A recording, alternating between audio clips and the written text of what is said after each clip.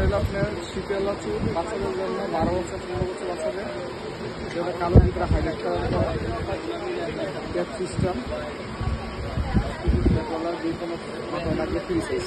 এটা কালার আছে আরো, এটা একটা কালার আছে কালো কালার, কালো কালার